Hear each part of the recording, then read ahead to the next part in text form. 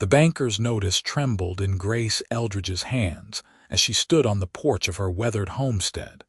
The autumn wind of 1883 carrying dust across the California valley that had once felt like home, but now seemed ready to swallow her whole. She read the words again, though they had already burned themselves into her mind. $3,000. Her husband Thomas had been dead for 5 months, buried in the small cemetery outside Ventura, California, and apparently he had left her with debts she never knew existed. Gaming debts, the notice said. Money borrowed from half the businesses in town.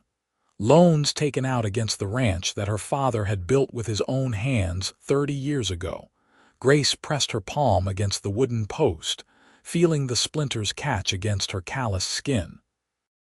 She was 26 years old, alone on 40 acres of struggling cattle land, and now she learned that Thomas had gambled away everything while she worked from dawn until dusk trying to keep them afloat. The betrayal cut deeper than his death had. "Mrs. Eldridge," a voice called from the yard. She looked up to see Martin Hendricks, the banker, still sitting in his buggy. His round face was flushed and he would not meet her eyes. "I know this is difficult," he said, "but Mr. Kearney expects payment within 60 days or the property will be forfeit." 60 days. Grace descended the steps, her worn boots kicking up small clouds of dust. "Mr. Hendricks, I barely make enough to feed myself and the hands I have left. Where do you expect me to find $3,000? The banker shifted uncomfortably. "Perhaps you could sell the cattle early. Or find a business partner." "I am sorry, Mrs. Eldridge, truly I am. But Mr. Kearney owns most of the commercial debt in this county, and he does not make exceptions." Grace wanted to scream. She wanted to tear the notice into pieces and throw it at the man's feet. Instead, she folded it carefully and tucked it into her apron pocket. "Thank you for delivering the news personally, Mr. Hendricks.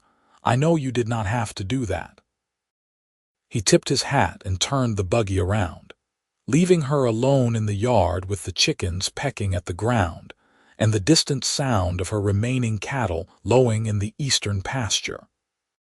She walked to the barn, her legs moving automatically while her mind spun through impossible calculations. Even if she sold every head of cattle at the best possible price, she would be lucky to clear $1,500. The property itself was the only thing of real value, and that was exactly what would be taken from her. Inside the barn, she found her ranch hand, an aging Mexican man named Carlos, mending a bridle. He looked up as she entered, and whatever he saw in her face made him set down his work immediately. "What has happened, Senora?" she told him. The words came out flat and lifeless, as if she were recounting someone else's tragedy. Carlos listened in silence, his weathered face growing grimmer with each detail. "That bastardo," he muttered when she finished. "Forgive me, Senora, but your husband, he was no good. I tried to tell you, but you loved him." Grace sank onto a hay bale, suddenly exhausted. "I thought I did. Now I wonder if I ever really knew him at all." Carlos reached over and patted her shoulder awkwardly. "You are strong. You will find a way." But Grace was not sure she believed that anymore. She had been strong through her father's death 2 years ago. Strong through a hard winter that killed half her herd. Strong through Thomas's mysterious illness and subsequent death. Strong through learning that the illness had been a fall from a horse after a drunken night at a saloon. How much strength could one person have before they simply broke? She spent the rest of the day working mechanically through her chores, feeding the animals, checking the fence line, hauling water from the well.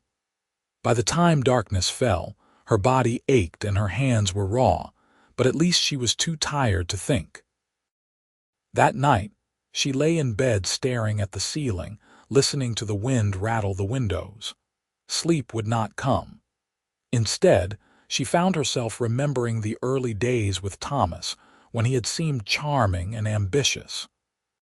He had talked about expanding the ranch, about buying more land, about building something great together. She had believed him. What a fool she had been. The next morning, Grace rode into Ventura with a list of potential buyers for her cattle. The town was bustling with the usual activity. Freight wagons rumbling down the main street, women with shopping baskets, men standing outside the saloon even at 10 in the morning. She tied her horse outside the general store and went inside, hoping to speak with Samuel Chen, whose family ran a successful butcher shop. But Mr. Chen shook his head regretfully when she explained her situation. "I am sorry, Mrs. Eldridge. Your husband, he owed my brother money too. $500 for gaming debts. We cannot afford to do business with you until that is settled." Grace felt her stomach drop. "I did not know about any of his debts. I am trying to pay them off now. I understand and I am sympathetic, but my brother, he insists. I am sorry." She tried 3 more potential buyers and received variations of the same response. Thomas had borrowed money from all of them. Her husband had systematically destroyed her reputation and her credit throughout the entire town. By noon, Grace found herself sitting on a bench outside the post office, fighting back tears of frustration. A few people passed by and nodded politely, but no one stopped to speak with her. She had become a pariah, marked by her husband's sins. "You look like you could use some help." The voice was deep and unfamiliar. Grace looked up to see a tall man standing a few feet away, his hat pulled low against the sun. He had broad shoulders and a weathered face that suggested he spent most of his time outdoors. His clothes were dusty from travel, and a gun belt sat low on his hips. "I am fine, thank you," Grace said automatically, wiping at her eyes. The man studied her for a moment, then glanced at the notice she still clutched in her hand. "That looks like a bank document, and you have been visiting every cattle buyer in town. Let me guess, you are trying to sell stock and nobody wants to buy." Grace stiffened. "That is none of your concern, mister. Fair enough." He touched the brim of his hat. "Name is Aaron Zimmerman. I am new in town, just signed on with the Circle Bar Ranch west of here. I could not help but overhear some talk at the saloon last night about Thomas Eldridge's widow being in a tough spot. Wonderful. So I am the subject of gossip now as well." Aaron shifted his weight, looking uncomfortable. "People in small towns talk. It does not mean anything. But I heard your husband left you in debt, and that does not sit right with me. A man should take care of his family, not leave them to clean up his mess." There was something in his tone that caught Grace's attention. A bitterness, perhaps, that suggested he spoke from experience. She looked at him more carefully. He appeared to be in his early 30s, with gray beginning to show at his temples. His face was honest, she decided. Not handsome in a conventional way, but strong and open. "Why do you care?" she asked. Aaron was quiet for a moment. "My mother was left in a similar situation when my father died. I was too young to help her then, and she lost everything. I swore I would never stand by and watch that happen to someone else if I could prevent it." Grace felt something twist in her chest. Sympathy, perhaps, or just recognition of shared pain. "That is kind of you to say, Mr. Zimmerman, but unless you have $3,000 in your pocket and a desire to give it away, I am not sure what you can do." His eyebrows rose slightly. "3,000, that is a serious sum." "Yes. And I have 60 days to come up with it or lose my ranch." She stood up, suddenly desperate to escape this conversation and the pity she saw in his eyes. "I should be going. Thank you for your concern." She walked quickly to her horse, untied it, and swung into the saddle before Aaron could respond. As she rode out of town, she could feel his eyes on her back, but she did not turn around. The next 2 weeks passed in a blur of hard work and growing desperation. Grace rode to every neighboring ranch, offering to sell her cattle at below-market rates. A few people agreed to buy small numbers, but it was nowhere near enough. She sold her mother's jewelry, Thomas's guns, anything of value she could find in the house. The pile of money grew slowly, painfully slowly. Carlos watched her work herself to exhaustion and said nothing, but she could see the worry in his eyes. She was losing weight, sleeping only a few hours each night, driving herself harder than she drove the cattle. On a Tuesday afternoon, she returned from checking the northern fence line to find a rider approaching the house. For a moment, she did not recognize him. Then she saw the set of his shoulders and knew it was Aaron Zimmerman. He dismounted as she reached the yard. "Mrs. Eldridge, I hope I am not intruding." "That depends on why you are here." Grace dismounted as well, acutely aware of how ragged she must look. Her dress was dusty, her hair escaping from its braid, her face probably smudged with dirt. Aaron reached into his saddlebag and pulled out a small bundle wrapped in brown paper. "I have been doing some work for various ranchers in the area, fixing fences, breaking horses, that sort of thing.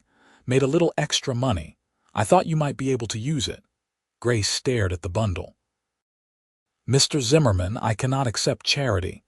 "It is not charity. Consider it a loan if that makes you feel better. No interest, pay it back whenever you can." He held it out to her. She did not take it. "Why would you do this for a stranger?" "Maybe I do not want you to be a stranger." The words came out quietly, almost shy. "You seem like a good person in a bad situation, and like I said, I know what it is like to watch someone lose everything." Grace felt tears prick at her eyes again. She was so tired of crying, but the kindness in his gesture broke something loose inside her. "How much is in there?" $200. It was a fortune for a ranch hand, probably everything he had saved. She shook her head. "I cannot take your savings, Mr. Zimmerman. That is too much." "Aaron, and yes, you can." He pressed the bundle into her hands. "Please let me help." Grace looked down at the package, then back up at his face. He looked sincere, almost pleading. Finally, she nodded. "All right, but this is a loan and I will pay you back every cent, with interest no matter what you say." A slow smile spread across Aaron's face, transforming it. "Deal." He stayed for coffee, sitting at her kitchen table and talking about his work at the Circle Bar Ranch. He had a quiet way of speaking, thoughtful and deliberate. He told her about growing up in Texas, about his mother's struggle after his father's death, about coming to California 2 years ago looking for a fresh start. "What happened to your mother?" Grace asked, pouring him a second cup of coffee. Aaron's face darkened. "She lost the house. We moved in with her sister, my aunt, but my mother was never the same. She felt like a failure, even though none of it was her fault. She died 3 years later. Fever, the doctor said, but I think she died of a broken heart. I am sorry. It was a long time ago." He wrapped his hands around the cup. "But I still remember how helpless I felt. I was 14 years old and could not do a thing to save her or our home. That is why I had to offer you the money. Maybe it is selfish. Maybe I am just trying to rewrite history, but I had to try."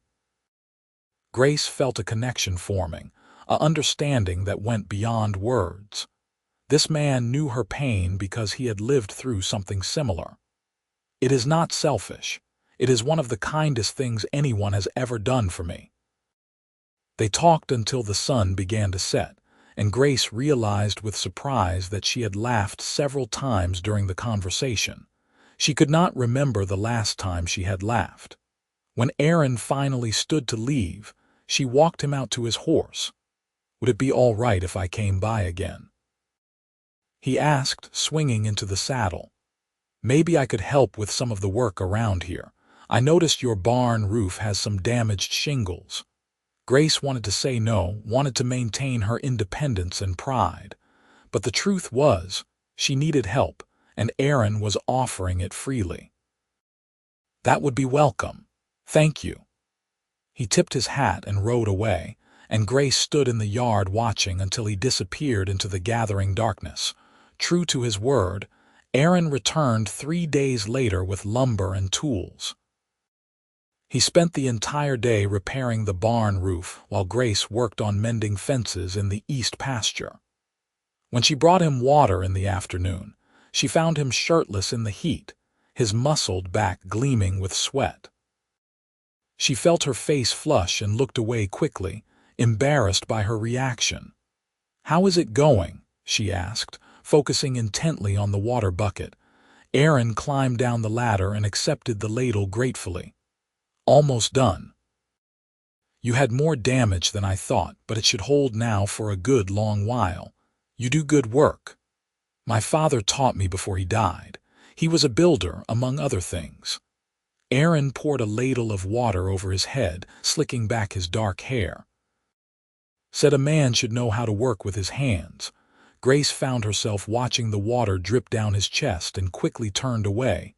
"I should get back to the fence line." But Aaron caught her arm gently. "Grace, when is the last time you took a rest?" She realized it was the first time he had used her given name, and something about hearing it in his deep voice made her shiver. "I rest at night." "For how many hours?" 3, 4. He looked at her intently. "You are going to work yourself to death, and then what will happen to this ranch?"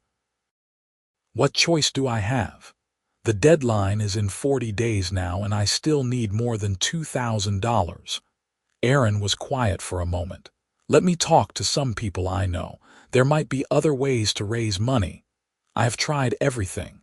"Maybe, but you tried as Thomas Eldridge's widow." "Let me try as someone without that history hanging over them." Grace wanted to argue, but she was too tired. Instead, she just nodded. "Thank you. For everything you are doing, it means more than you know." That evening, after Aaron had finished the roof and ridden back to the Circle Bar, Grace sat on her porch and counted her money again. With Aaron's $200, plus what she had scraped together from selling cattle and possessions, she had just over $800. It was better than nothing, but still impossibly far from $3,000. She thought about Aaron's offer to talk to people on her behalf. Part of her bristled at the idea of a man solving her problems, but another part, the practical part, knew she had to accept help wherever she could find it. Pride would not save her ranch. Over the next 2 weeks, Aaron became a regular presence at the homestead. He came whenever he had free time, always finding some project that needed attention. He repaired the chicken coop, replaced rotted boards on the porch, helped Carlos move the cattle to fresh grazing land. And slowly, almost imperceptibly, he and Grace grew closer. They talked while they worked, sharing stories about their pasts. Grace told him about her father, about growing up on the ranch, about her disastrous marriage to Thomas. Aaron told her about his years drifting from town to town, taking whatever work he could find, never quite feeling like he belonged anywhere. "What made you settle in Ventura?" Grace asked one afternoon as they repaired a section of fence together. Aaron hammered in a nail before answering. "Honestly, I was tired of moving, tired of not having roots. I wanted to find a place that felt like home. And does this feel like home?" He looked at her, and there was something in his eyes that made her breath catch. "It is starting to." Grace looked away quickly, focusing on the fence post. She was aware of him constantly now, of the way he moved, the sound of his voice, the rare smiles that transformed his serious face. It had been so long since she felt attracted to anyone, and the feeling was both thrilling and terrifying. What if she was making the same mistake she had made with Thomas? What if Aaron was not who he seemed? She had trusted once and been betrayed. How could she trust again? But Aaron was nothing like Thomas. Thomas had been all charm and empty promises, while Aaron was quiet and steady, letting his actions speak louder than words. Thomas had taken from her, while Aaron gave freely without expecting anything in return. One evening, as the sun set in brilliant oranges and purples over the western hills, Aaron stayed for dinner. Grace made a simple meal of beans and cornbread, apologizing for its plainness, but Aaron ate with obvious appreciation. "This is wonderful," he said. "Much better than the food at the bunkhouse." Grace smiled. "You are easy to please." "Not really. I just appreciate good cooking and good company." He met her eyes across the table, and Grace felt her heart beat faster. After dinner, they sat on the porch watching the stars emerge. The night was cool and clear, and somewhere in the distance a coyote howled. "Grace," Aaron said quietly, "can I ask you something personal?" "You can ask. I might not answer," he smiled slightly. "Fair enough. Did you love him?" "Thomas." Grace considered the question carefully. "I thought I did when I married him. He was exciting and full of big dreams. But looking back now, I think I was in love with the idea of him, not the reality. The real Thomas was selfish and reckless, and I was too stubborn to admit I had made a mistake." "You should not blame yourself for believing in someone. Maybe not, but I should have opened my eyes sooner." She turned to look at him. "What about you? Have you ever been in love?" Aaron was quiet for so long she thought he might not answer. Finally, he said, "Once. A long time ago. Her name was Sarah, and she was the daughter of a rancher I worked for in Texas. We were going to get married, but her father did not approve, said I was not good enough for her. What happened? She married someone else. A banker's son with money and prospects." His voice was matter of fact, but Grace could hear the old pain underneath. "I left town the next day and never went back. You still think about her, sometimes. But mostly I think about how young and foolish I was, believing that love was enough to overcome everything." He looked at Grace. "Now I know that love needs a foundation, trust, respect, shared values. Without that, it is just a pretty dream that fades when reality sets in." Grace nodded slowly. "That is wise." "Not wise, just experience." He stood up, stretching. "I should head back. It is a long ride." Grace walked him to his horse, reluctant for the evening to end. As Aaron mounted up, he looked down at her. "I am going to ride over to Oxnard tomorrow, talk to some cattle buyers there. They might not know about Thomas's debts." "Aaron, you do not have to do this." "I know, I want to." He tipped his hat and rode away into the darkness. Grace stood in the yard long after he had gone, thinking about their conversation. She realized with a start that she was falling for him. Despite all her resolutions to protect her heart, despite the disaster of her marriage, despite everything, she was falling in love with Aaron Zimmerman. The thought terrified her. The next morning, Grace rode into Ventura to check on a potential buyer for some of her farm equipment. She was tying her horse outside the feed store when she overheard two women talking on the boardwalk. "I heard Aaron Zimmerman has been spending a lot of time at the Eldridge place," one of them said. "Poor man does not know what he is getting into.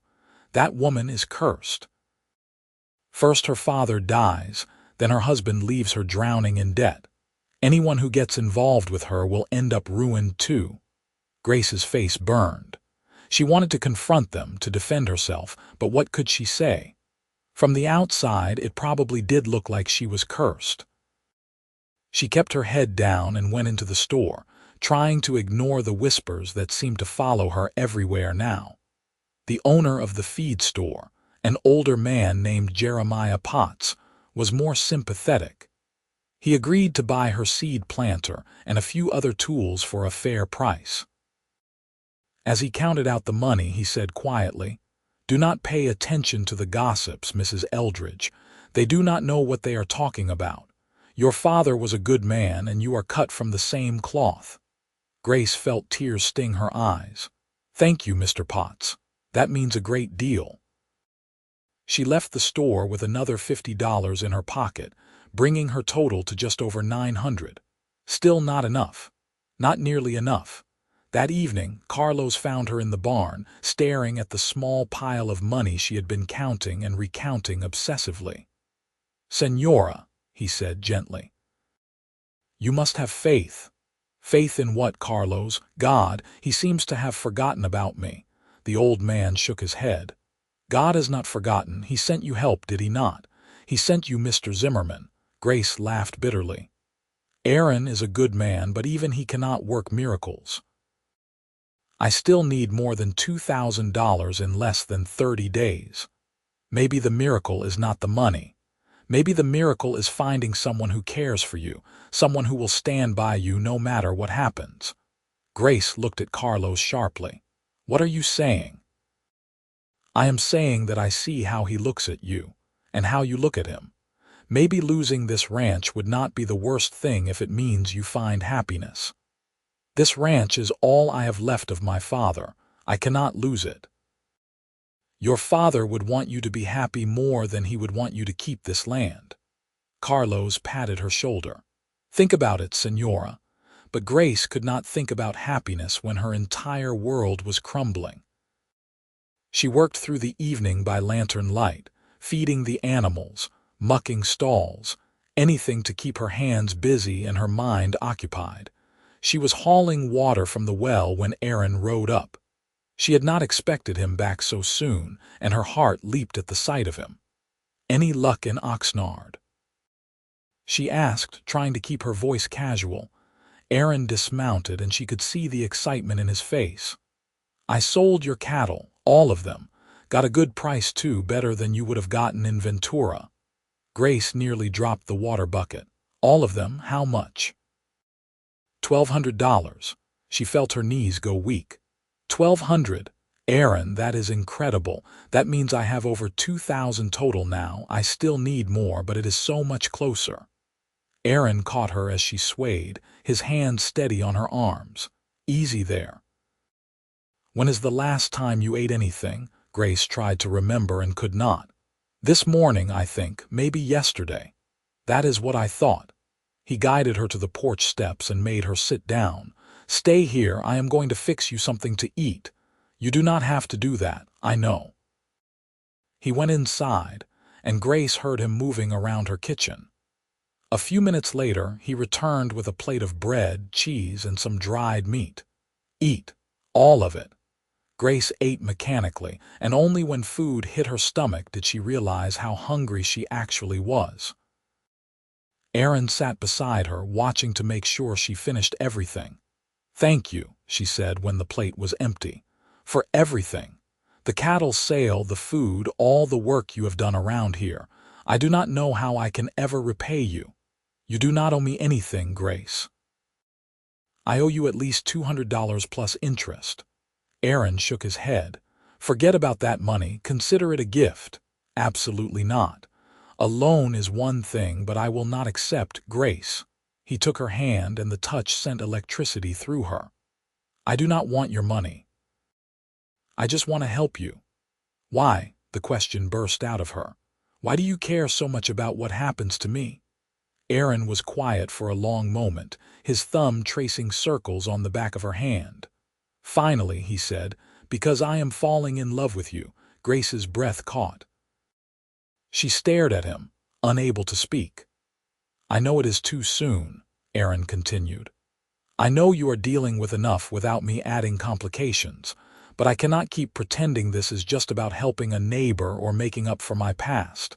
Every time I see you, every time we talk, I feel it more. You are strong and brave and kind, and you deserve so much better than what life has given you." "Aaron."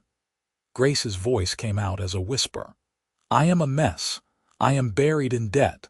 I am about to lose everything, and I have already made one disastrous choice in marriage. You should run as far away from me as possible." "I do not want to run." He cupped her face with his free hand, his touch infinitely gentle. "I want to stay right here if you will let me." Grace felt tears spill down her cheeks. "I am scared. I thought I loved Thomas, and look how that ended. What if I am wrong about you too? What if I am just terrible at choosing partners? You are not wrong about me, I promise you that." Aaron wiped away her tears with his thumb. "But I understand if you need time. I am not asking for anything right now. I just wanted you to know how I feel." Grace closed her eyes, letting herself lean into his touch. Every rational part of her brain screamed that this was too fast, too risky, too much. But her heart, her battered, wary heart, was whispering something different. It was whispering that Aaron was exactly what she needed, what she had always needed. "I am falling for you too," she admitted quietly. "It terrifies me, but it is true." Aaron smiled, and it was like the sun breaking through clouds. "Then we will be terrified together." He leaned in slowly, giving her plenty of time to pull away. But Grace did not pull away. She met him halfway, and when their lips touched, it felt like coming home. The kiss was gentle and sweet, nothing like the aggressive passion Thomas had always demanded. It was a kiss that spoke of patience and respect, of two people finding each other in the darkness. When they finally pulled apart, Grace was trembling. "Stay for a while," she asked. "Please." Aaron nodded, and they sat together on the porch as the night deepened around them. They did not talk much, just held hands and watched the stars, but Grace felt more at peace than she had in months. Eventually, Aaron had to leave, but before he mounted his horse, he pulled her into another kiss. This one was deeper, more intense, and Grace felt heat bloom through her entire body. "I will come back tomorrow," he promised. "We are going to figure this out, Grace, together." After he rode away, Grace went to bed and slept more soundly than she had since before Thomas's death. For the first time in a long time, she had hope. The next 3 weeks passed in a whirlwind of activity and stolen moments of happiness. Grace and Aaron worked side by side during the days, slowly bringing the ranch back to better condition. In the evenings, they talked and laughed and kissed on the porch. Carlos watched them with knowing eyes but said nothing, just smiled to himself and went about his work. With the money from the cattle sale, Grace now had just over $2,000. She still needed another 1,000, and the deadline was rushing toward her like a runaway horse. She sold everything she could bear to part with, her mother's china, Thomas's saddle, even her wedding ring. Each sale brought her a little closer, but not close enough. 10 days before the deadline, she had $2,800. She was so close, but close was not enough. Aaron had been spending more time at the Circle Bar Ranch, working extra hours to try to earn more money. Grace told him repeatedly that he had already done enough, but he insisted. They had not talked explicitly about a future together, but it hung in the air between them, a beautiful possibility waiting to be fully realized once this crisis was past.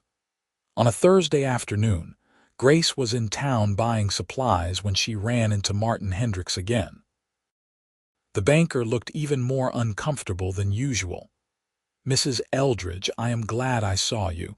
I wanted to give you a warning, though I probably should not." Grace's stomach tightened.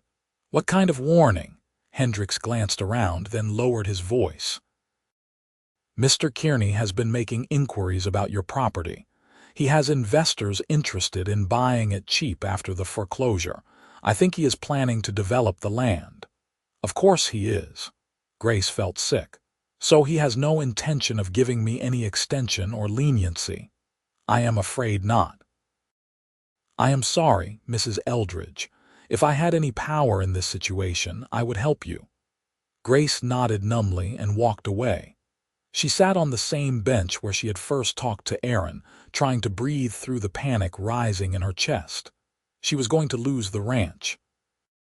Even if she scraped together another $100, she would still be short. There was no miracle coming to save her. "Grace?" She looked up to find Aaron standing in front of her. He must have just ridden into town because his clothes were dusty and his horse was still breathing hard. "What are you doing here?" she asked. "I thought you were working today." "I was, but I needed to take care of something." He sat down beside her and pulled an envelope from his jacket. "I want you to read this." With shaking hands, Grace opened the envelope. Inside was a bank receipt for $3,000. The money had been paid to Mr. Kearney 2 days ago to settle the debt against the Eldridge property. Grace stared at the paper, unable to comprehend what she was seeing. "What is this? Where did you get $3,000? Aaron looked uncomfortable. "I have been saving for years. I had plans to buy my own ranch someday, but this was more important." "No." Grace thrust the receipt back at him. "No, Aaron, I cannot let you do this. That was your dream, your future. My future is not worth much without you in it." He pushed the receipt gently back toward her. "The debt is paid, Grace. The ranch is yours, free and clear." Grace felt like she could not breathe. "Why would you do this? Why would you give up everything for me?" "Because I love you. Because you deserve to keep your father's legacy. Because I could help and I wanted to." Aaron took her hands in his. "I do not want you to feel obligated to me. I do not want you to think you owe me anything. I just wanted you to be free." Tears streamed down Grace's face. "I do not understand. How can you just give away everything you worked for?" "It is not giving it away. It is investing in what matters most." He wiped her tears away gently. "Money is just money, Grace. I can earn more. But you, what we have together, that is irreplaceable." Grace threw her arms around him, sobbing into his shoulder. Aaron held her tight, stroking her hair and murmuring soothing words. People passed by on the street and stared, but neither of them cared. When Grace finally pulled back, she looked at Aaron through tear-blurred eyes. "I love you. I am completely, terrifyingly in love with you." Aaron's face lit up with joy. "Then marry me. Not because of the money, not because you feel obligated, but because you want to build a life together. Marry me and let me spend every day proving that you made the right choice." "Yes." The word came without hesitation. "Yes, I will marry you." They kissed right there on the street in front of everyone, and Grace did not care who saw or what they thought. She had spent so long worrying about propriety and reputation and what people thought of her. None of that mattered anymore. The only thing that mattered was the man holding her in his arms. They were married 2 weeks later in a small ceremony at the church in Ventura. Carlos stood as witness, beaming with pride. A few neighbors attended, including Jeremiah Potts from the feed store and Samuel Chen, who had finally cleared the debt Thomas owed his brother and wanted to offer his congratulations. Grace wore a simple blue dress and carried wildflowers from the meadow behind the ranch. Aaron wore his best clothes, which were still just worn work pants and a clean shirt, but he looked more handsome to Grace than any man in a fancy suit. The ceremony was short and sweet. When the pastor pronounced them husband and wife, Aaron kissed Grace with such tenderness that she felt her knees go weak. This was what marriage was supposed to be, she thought. This partnership built on trust and respect and genuine love. They held a small celebration at the ranch afterward. Carlos had prepared food, and a few of the hands from the Circle Bar Ranch came to offer their congratulations. It was nothing like the big wedding Grace had imagined as a girl, but it was perfect because it was real. That night, after the guests had left, Grace and Aaron stood together on the porch watching the sunset. "I never told you what happened to all the money I had saved," Grace said quietly. Aaron looked at her questioningly. "I have been thinking about it, and I want to give it to you." "The $2,800. It is not everything you spent, but it is something. You can use it to start building your dream again." Aaron shook his head. "That money is for the ranch, for buying new stock and making repairs. The ranch is ours now, not just mine, and I want you to have it. You sacrificed your dream for me. The least I can do is help you get started on a new one." They compromised, deciding to use some of the money to buy cattle and save the rest for the future. It felt good to plan together, to make decisions as partners. The first few months of marriage were an adjustment. Grace was used to being independent, making all her own choices, and Aaron was used to being alone. They had their share of disagreements, mostly about small things like how to manage the ranch or whether they could afford certain purchases. But they learned to talk through their problems instead of letting resentment build. Aaron officially left his job at the Circle Bar and moved into the ranch house. Having him there all the time felt strange at first, but Grace quickly grew accustomed to waking up beside him, to cooking meals together, to falling asleep in his arms. They worked hard to build up the ranch. With Aaron's help and expertise, they were able to buy quality cattle and improve their breeding stock. Slowly, the property began to prosper again. Grace felt her father would have been proud. One evening, about 6 months after the wedding, Grace was feeling unwell. She had been tired and nauseous for several days, and Aaron was worried. He wanted to fetch the doctor, but Grace refused. "It is nothing serious," she insisted. "Just a stomach ailment." But the symptoms persisted, and Grace began to suspect the truth. When she missed her monthly courses for the second time, she knew for certain. She was pregnant. She told Aaron that night after dinner. He stared at her in shock, then let out a whoop of joy and picked her up, spinning her around the kitchen. "Careful," Grace laughed. "I do not want to be sick all over you." Aaron set her down gently, his hands on her still flat stomach. "We are having a baby. Grace, we are going to be parents. Are you happy about it?" "Happy? I am ecstatic." He kissed her deeply. "You have given me everything I never knew I wanted. A home, a partner, and now a child. How did I get so lucky?" "I am the lucky one," Grace said, resting her head against his chest. "You saved me, Aaron. In every way a person can be saved." The pregnancy was difficult at times. Grace suffered from severe nausea in the early months and exhaustion throughout.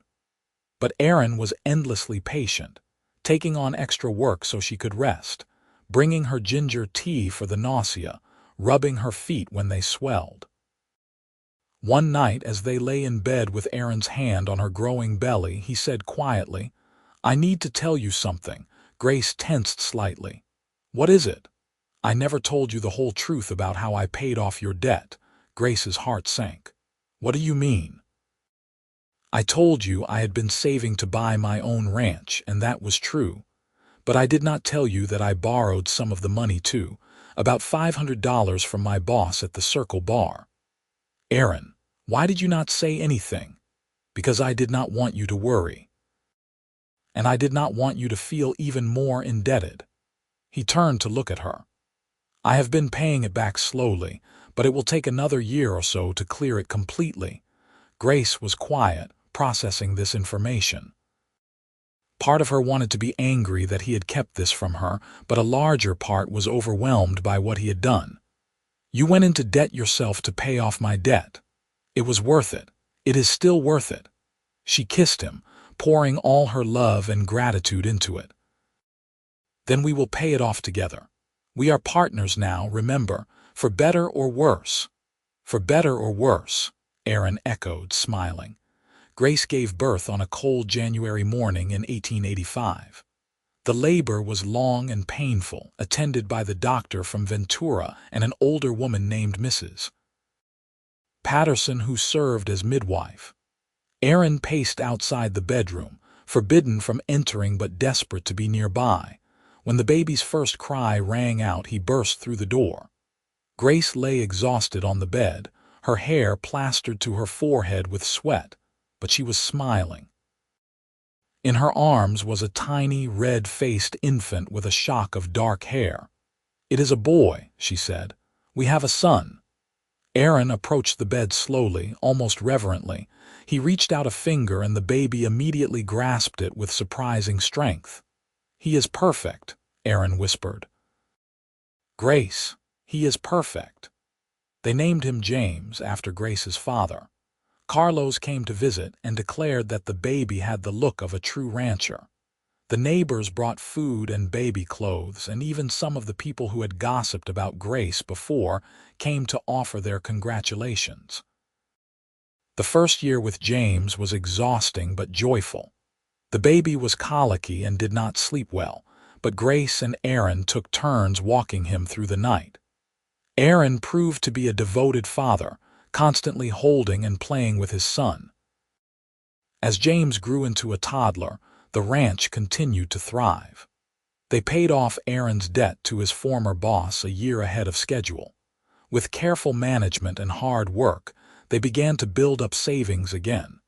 When James was 3 years old, Grace found herself pregnant again. This time, the pregnancy was easier, and she delivered a healthy baby girl in the summer of 1888. They named her Clara after Aaron's mother. With 2 small children, the ranch house felt full of life in a way it never had when Grace lived there alone. James was a serious, thoughtful child who loved following his father around and helping with chores.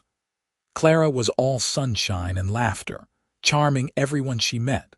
Carlos, who was growing older now, adored both children. He carved them wooden toys and told them stories in Spanish.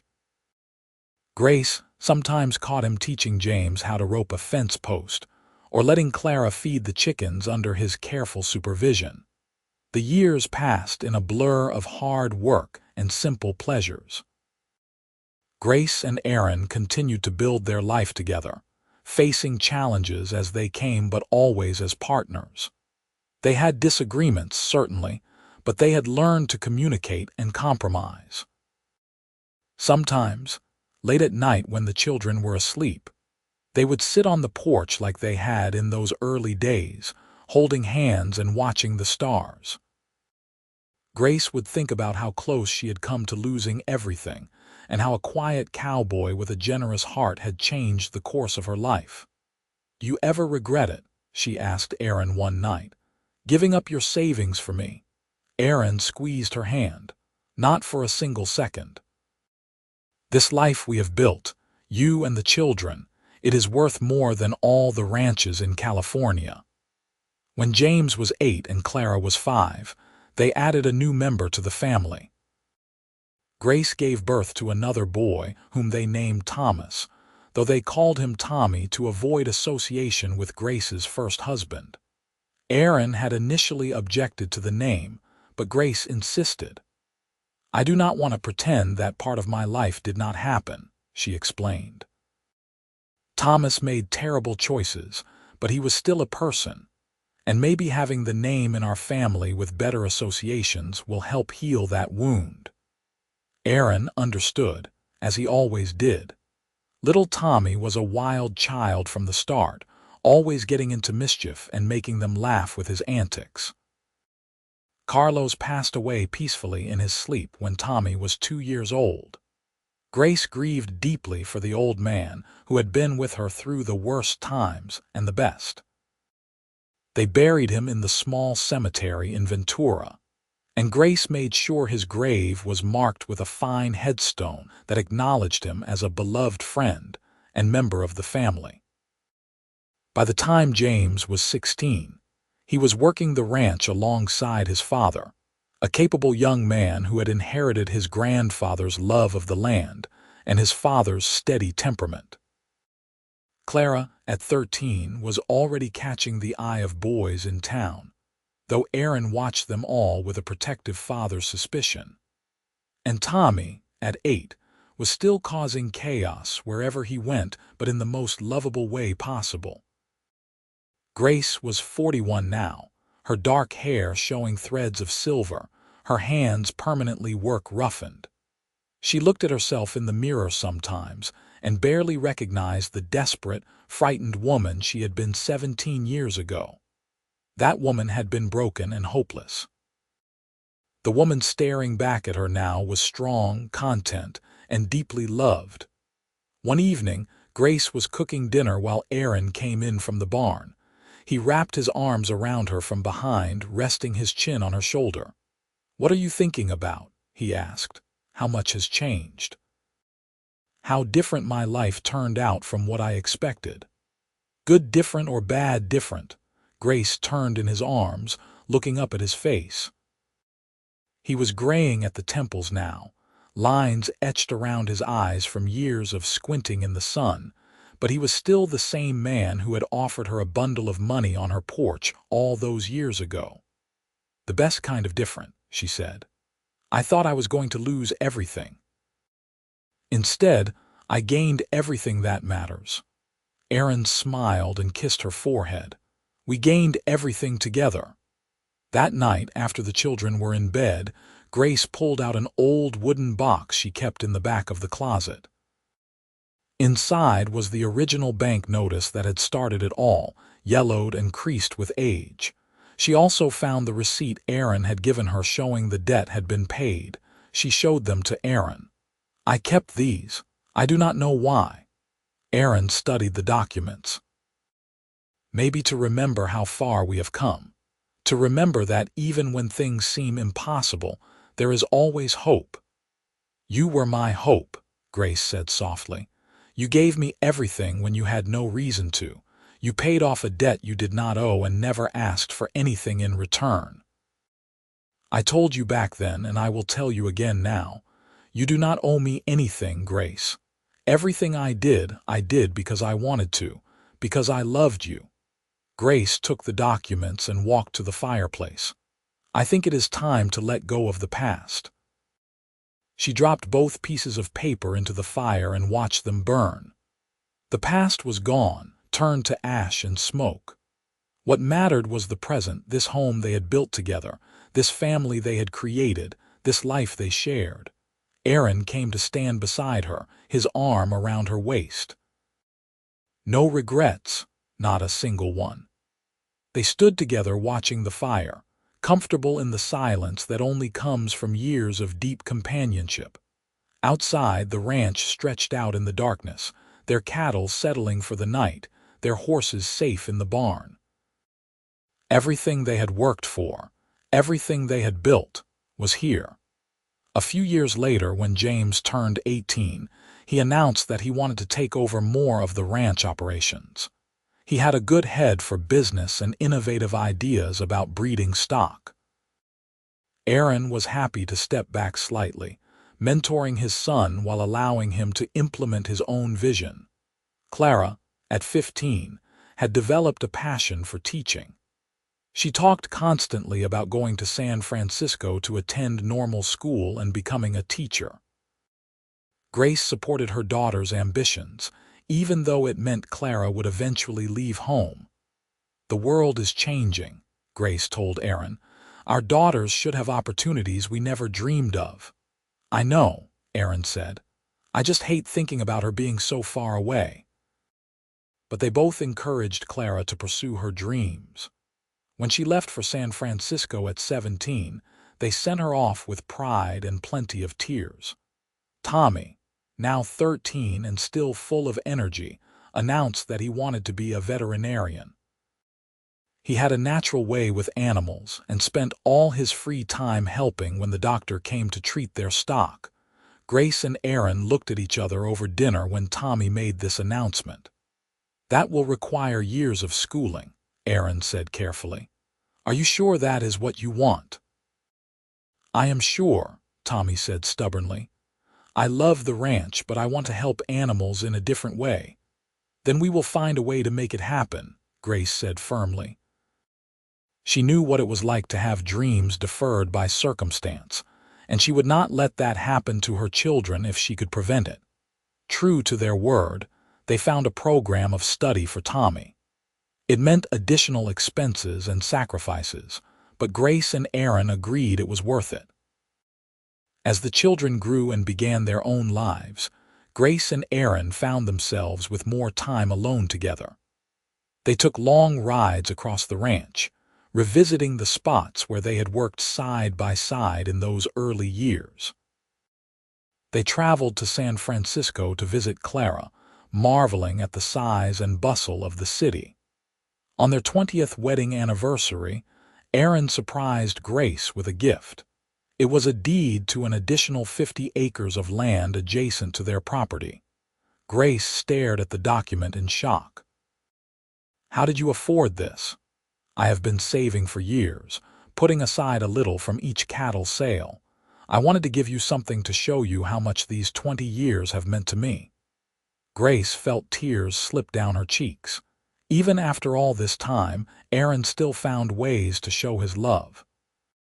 You already gave me everything, she whispered. That day you paid off my debt, you gave me my life back, and you gave me a reason to live mine. Aaron pulled her close. Everything good in my life started the day I met you sitting on that bench, looking like your world had ended. I am just grateful you let me help rebuild it. They made love that night with the tenderness and familiarity that came from 2 decades together. Afterward, lying in Aaron's arms, Grace thought about the winding path that had brought her here. Her father's death, her disastrous first marriage, the crushing weight of debt, and then Aaron riding into her life like something out of a storybook. She had learned so many things over the years. That love was not just passion and promises, but patience and perseverance. That true partnership meant supporting each other through the hardest times. That sometimes the greatest gifts came without expectation of repayment. Aaron had paid off her debt and never mentioned it, never held it over her, never asked for anything in return. That single act of selfless generosity had saved her, but it was everything that came after that had truly transformed her life.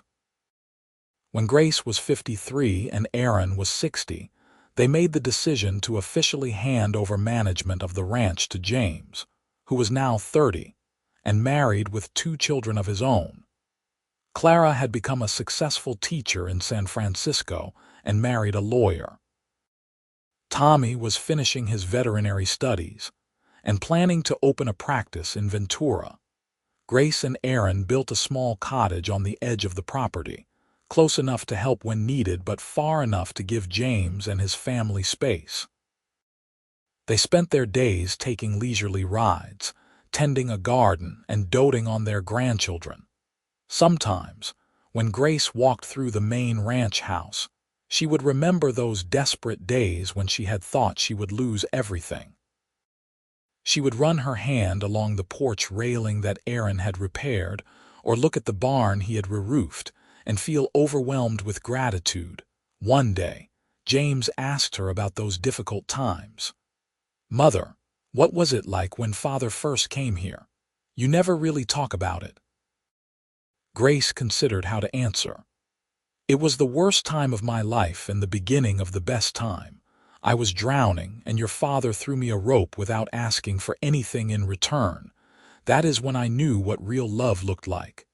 He paid off all the debts, did he not?" "Before you were even married," Grace nodded. "Every cent. And he never mentioned it, never used it as leverage, never made me feel indebted. He just wanted me to be free." James looked thoughtful. "That is the kind of man I hope to be, the kind of husband I want to be to Sarah." "You already are," Grace assured him. "Your father taught you well." As Grace moved into her 60s, her health began to decline. Nothing serious, just the natural wearing down that came with age.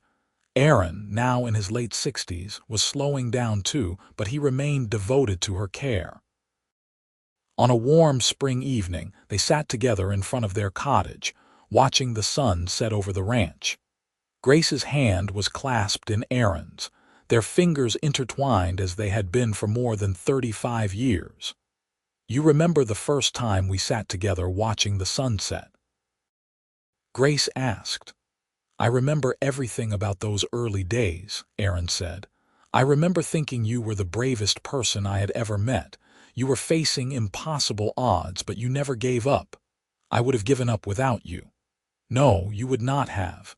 You would have found another way. But I am grateful I got to be part of your solution." He squeezed her hand. "Loving you has been the greatest privilege of my life." Grace turned to look at him, this man who had given her everything. "I was buried in debt my dead husband had made. You paid it off and never mentioned it. You saved me, Aaron, not just from financial ruin, but from a life of bitterness and loneliness. You showed me what love really means." "We saved each other," Aaron corrected gently. "You gave me a home and a family. You gave my life purpose. Before I met you, I was just drifting. You made me want to put down roots, to build something lasting." They sat in comfortable silence as the sky turned from gold to purple to deep blue. Their children were thriving, their grandchildren were healthy and happy, and the ranch that had nearly been lost was now secure for future generations. Grace thought about all the twists and turns that had brought her to this moment. If Thomas had not died, if he had not left her in debt, if Aaron had not happened to ride into Ventura at exactly the right time, if he had not been the kind of man who would sacrifice his own dreams to help a stranger, none of this would exist. It was strange how something that seemed like a tragedy could become the foundation for something beautiful. The debt that had nearly destroyed her had actually led her to the love of her life. As Grace drifted off to sleep that night, wrapped in Aaron's arms, she felt a deep sense of peace. She had lived a good life, full of love and purpose. She had known heartbreak and hardship, but she had also known joy beyond measure. And it all started with a cowboy who paid off her debt and never mentioned it, who loved her selflessly and completely, who showed her that happy endings were possible even when everything seemed lost. The ranch continued to prosper under James's management. Clara and her family visited regularly from San Francisco, filling the house with laughter and noise. Tommy opened his veterinary practice and became one of the most respected animal doctors in the county. Grace and Aaron celebrated their 40th anniversary, surrounded by children and grandchildren. As Grace looked around at the family they had created, she felt overwhelmed with gratitude.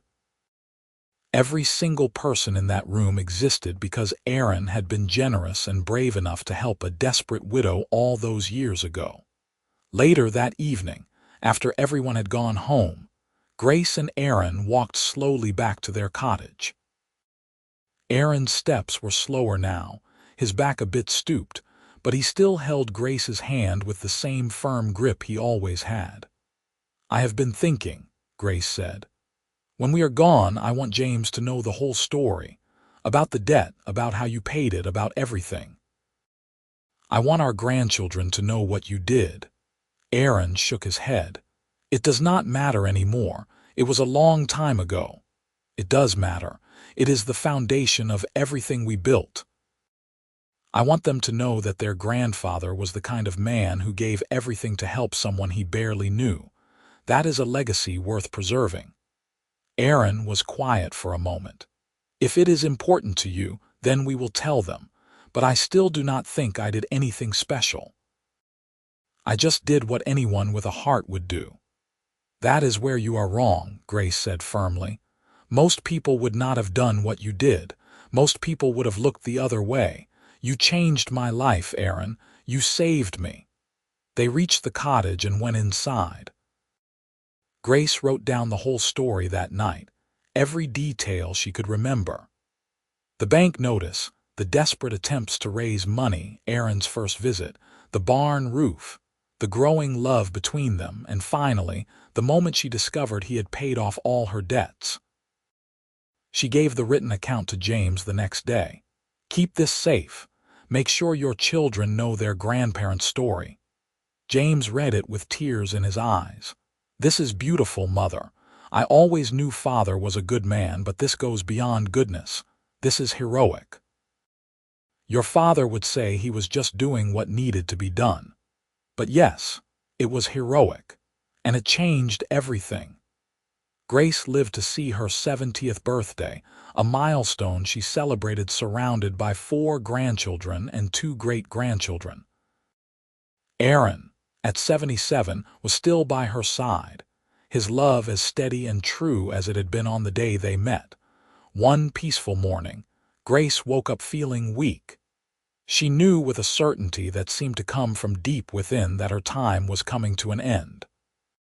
She was not afraid, just grateful for the years she had been given. Aaron sat beside her bed, holding her hand. Their children gathered around, and Grace looked at each of their faces, memorizing them one last time. "I love you all so much," she said softly. "You have made my life beautiful beyond measure." "We love you too, Mother," Clara said, tears streaming down her face. Grace turned her gaze to Aaron. "Thank you for finding me. Thank you for saving me. Thank you for loving me all these years." Aaron's voice was thick with emotion. "Thank you for letting me. Thank you for building this life with me. You are the best thing that ever happened to me, Grace Zimmerman." Grace smiled at the sound of her married name. She had been Grace Zimmerman for more than 40 years now, and it had always felt right in a way her first married name never had. She closed her eyes, Aaron's hand warm in hers, and let herself drift away. Her last thought was of a desperate woman standing on a porch, reading a notice that would change her life, and of a quiet cowboy who would become her salvation and her great love. Aaron lived for 3 more years after Grace's death. He spent those years surrounded by family, telling stories about their mother and grandmother to anyone who would listen. He never remarried, never even considered it. Grace had been his one great love, and he was content with the memories they had made together. When Aaron passed away in his sleep at 80, the family buried him next to Grace in the Ventura Cemetery. On his headstone, beneath his name and dates, James had inscribed a simple phrase: "He loved completely and gave generously." The ranch remained in the family for generations. James's children took it over, then their children after that. Each new generation heard the story of how Grace had been buried in debt her dead husband had made, and how Aaron, the cowboy, had paid it off and never mentioned it. They heard about the love that grew from that act of kindness, about the family that was built on a foundation of selfless generosity. The story became part of the family's legacy, a reminder that love was not just words and romance, but action and sacrifice. That the greatest gifts were given freely, without expectation of return. That sometimes, in our darkest moments, salvation came in unexpected forms. And in the quiet evenings when the work was done, and the family gathered on the porch of the old ranch house, they would look out over the land that had almost been lost and remember the widow and the cowboy whose love had saved it all. The ranch stood as a testament to what Grace and Aaron had built together. Not just the physical property with its cattle and fences and buildings, but the family that thrived there, the values that were passed down through generations, the love that continued to grow and expand with each new child born into the family. In the end, the debt that had threatened to destroy Grace became the catalyst for the greatest blessing of her life.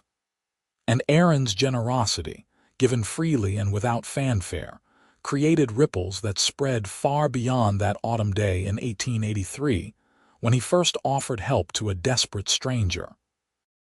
Their love story lived on, proof that even in the hardest times, kindness and generosity could change everything. That true love was built not on passion alone, but on sacrifice and partnership. That the best kind of happy ending came from 2 people choosing each other every single day, through good times and bad, for richer or poorer, in sickness and in health. Grace had been buried in debt her dead husband had made. Aaron, the cowboy, had paid it off and never mentioned it. And from that simple act of grace, a love story for the ages was born, one that would be remembered and retold for generations to come.